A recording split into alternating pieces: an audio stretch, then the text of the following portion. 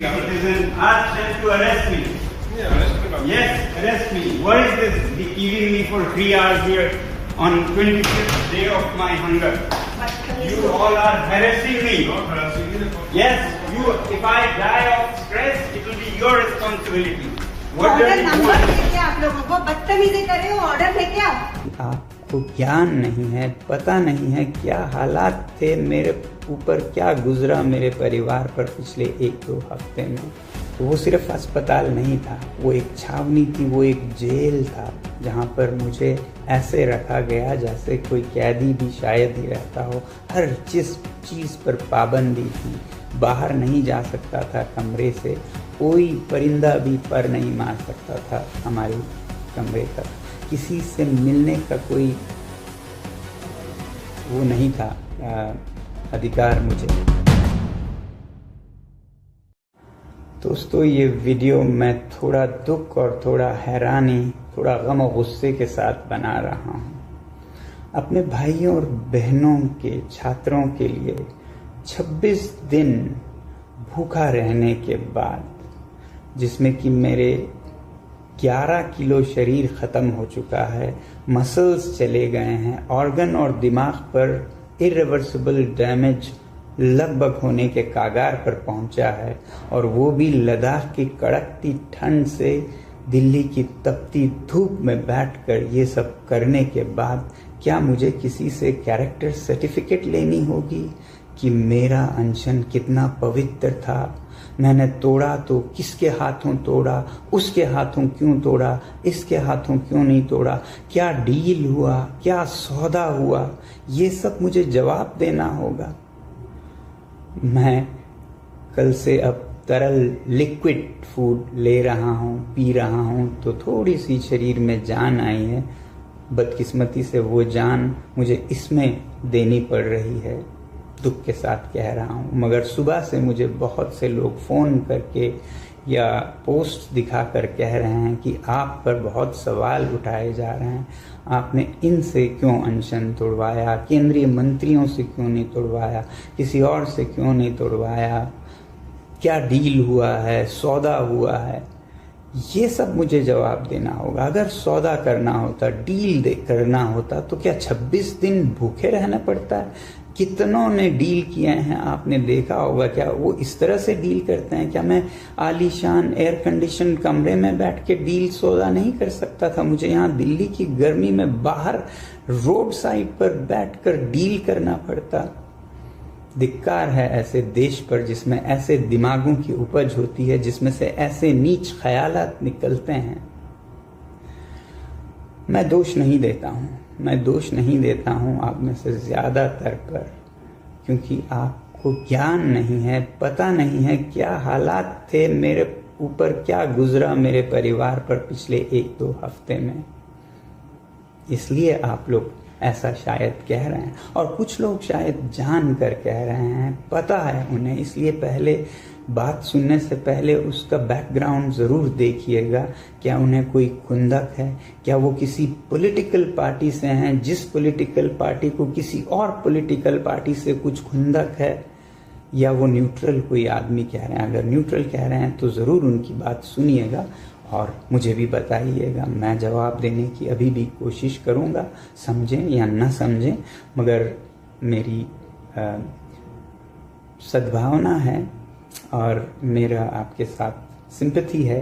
अगर आपको नहीं मालूम है क्या हुआ इन दिनों में और किन हालातों में क्यों अनशन तोड़ा और क्यों इस तरह से तोड़ा, पहले तो मैं आपको ये बताऊं कि जब मुझे सफदरजंग अस्पताल ले जाया गया ज़बरदस्ती 18 तारीख को पकड़कर, तो वो सिर्फ अस्पताल नहीं था, वो एक छावनी थी, वो एक जेल था जहाँ पर मुझे ऐसे रखा गया जैसे कोई कैदी भी शायद ही रहता हो। हर चीज़ पर पाबंदी थी, बाहर नहीं जा सकता था कमरे से, कोई परिंदा भी पर नहीं मार सकता था हमारे कमरे तक, किसी से मिलने का कोई वो नहीं था अधिकार मुझे।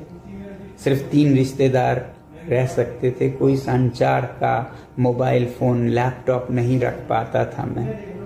कहीं कोई कुछ संदेश नहीं भेज पाता था। आप लोगों को मैं किसी तरह नैपकिन पेपर पर लिख कर भेजता था, वो भी कभी कभी जब्त किए जाते थे ज़्यादातर। और मुझसे मिलने मेरे रिश्तेदार, मेरे दोस्त जो लद्दाख से आते थे, ख़ास हवाई जहाज़ के लंदन के बराबर टिकट देके, उन्हें भी वापस कर दिया गया। ये सब इलीगल था। ये सब एक तरह का नॉर्थ कोरिया बन गया था हमारा देश, और ख़ासकर जहां मैं था ये एक जेल खाना था। और ऐसे हालात में कई दिन गुजारने के बाद गीतांजलि, उनकी सूझबूझ और उनका कमाल है कि उन्होंने संडे, रविवार के दिन भी, जो कि 19 तारीख थी, रविवार के दिन भी दिल्ली हाई कोर्ट के हियरिंग बिठवाई और उसमें ये अपील किया और उसमें ये कहा गया कि मैं डिटेंशन में नहीं हूँ। और उसके बाद भी ये सारा पहरा जारी रहा। फिर मंडे 20 तारीख को फिर से सिंगल बेंच हाई कोर्ट में अपील की गई, जहां रिजेक्ट हुआ। फिर 21 तारीख को ट्यूसडे डबल बेंच हियरिंग बिठाई गई, जिसमें फाइनली ये डिक्लेयर किया गया कि मैं जहां जिस अस्पताल में भी जा सकता हूं और आज़ाद नागरिक हूं। मगर उस दिन भी आपको नहीं मालूम है किन हालतों में मैं रहा। हाई कोर्ट के आदेश के बाद भी मुझे सफदरजंग से जाने नहीं दिया गया, ये कहकर कि हमें ऑर्डर नहीं आया है।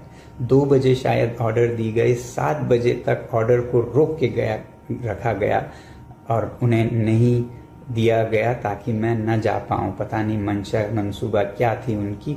रोक कर 3 घंटे सामान पैक करके हमें बिठाया गया।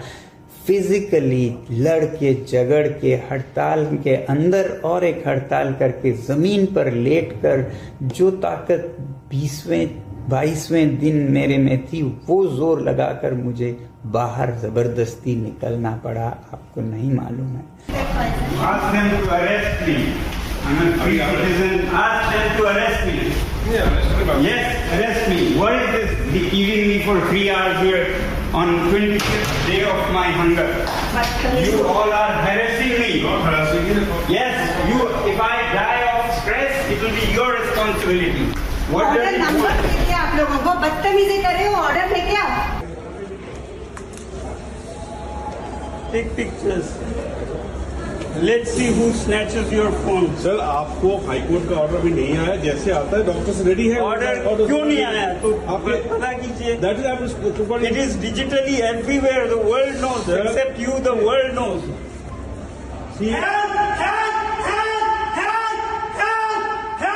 मैंने भी ये वीडियोस जारी नहीं किए, ये सोचकर कि किसी मासूम, तो क्या कहूँ, हेल्पलेस पुलिस अधिकारी के चेहरे आ जाएं, उनके नौकरी पर बात आ जाए, इसलिए नहीं रिलीज किया। अब ये बात आई है तो मैं कुछ अंश दिखाऊंगा।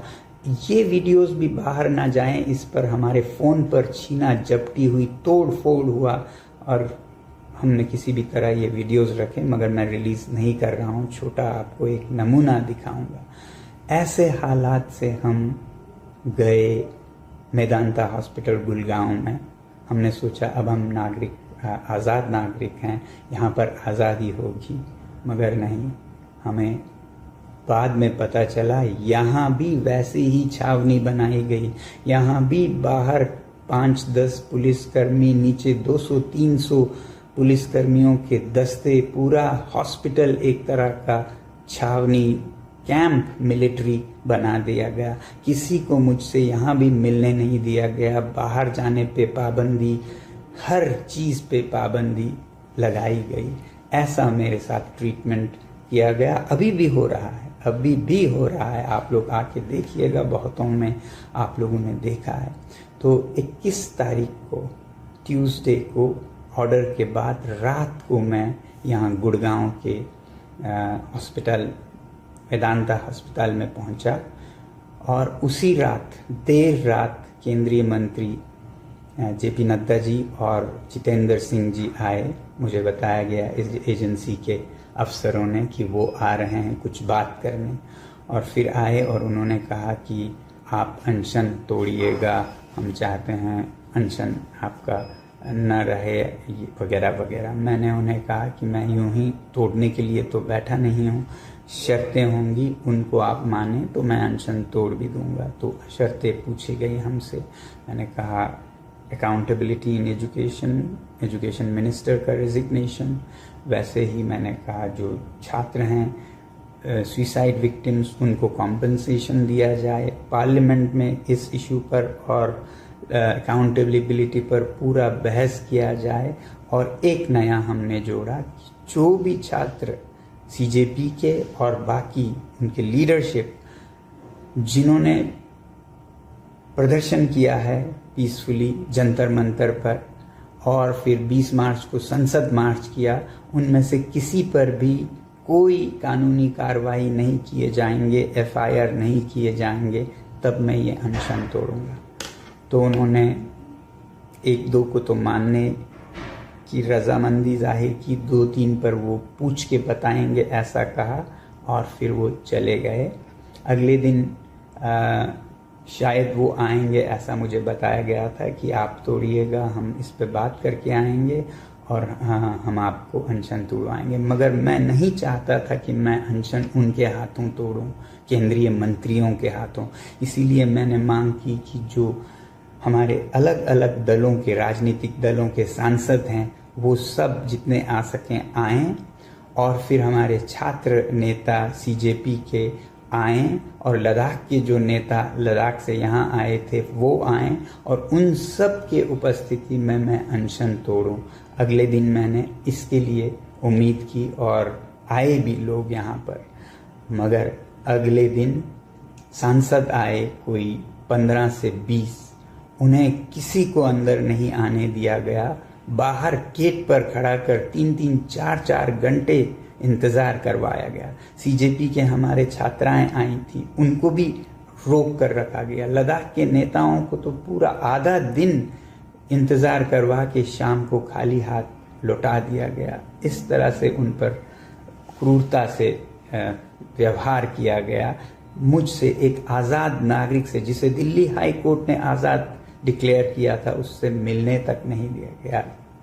अब हम इस पर कंटेम्प्ट ऑफ कोर्ट का कार्यवाही शुरू करने की सोच रहे हैं। अगर कोर्ट ने हमें कहा कि हम जहां चाहें जा सकते हैं, मिल सकते हैं, तो किसने और क्यों ऐसे लोगों को रोका है?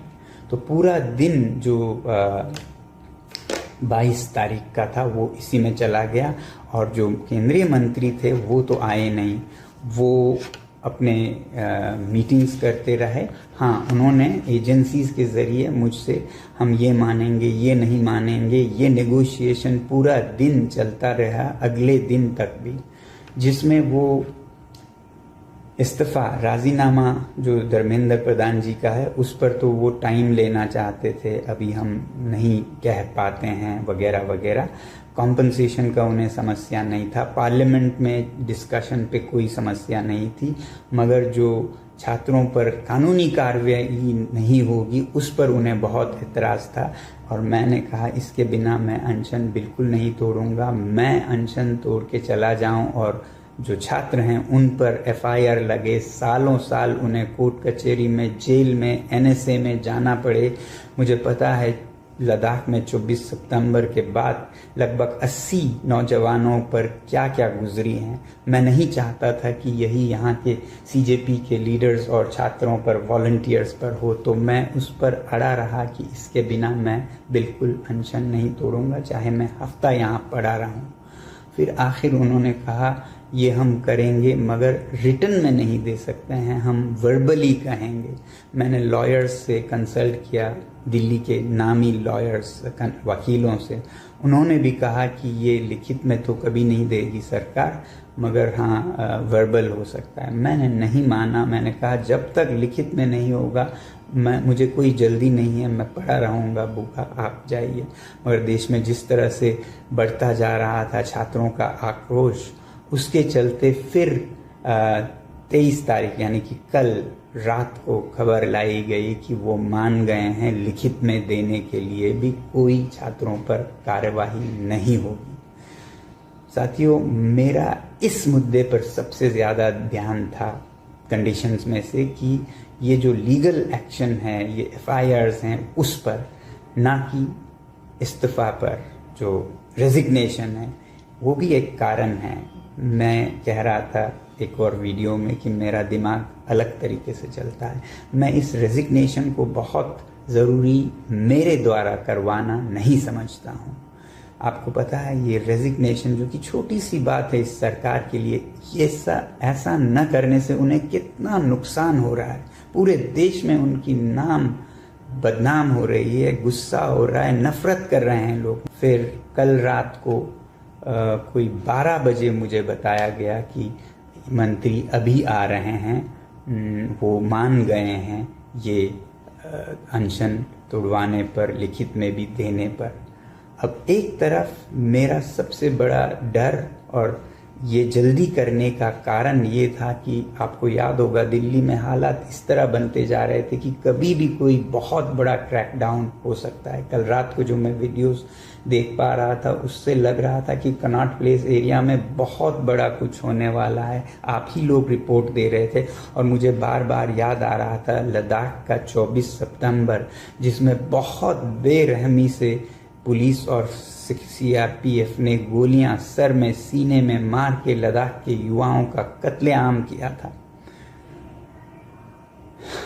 और वो यहाँ हो सकता है, इसका मुझे डर था। और अगर ऐसा कुछ होता है तो फिर ये अनशन का मतलब ही नहीं रहेगा। इसलिए अगर मैं अनशन तोड़ूं और ये डिफ्यूज़ कर सकूं तो शायद हिंसा रोक सकूं,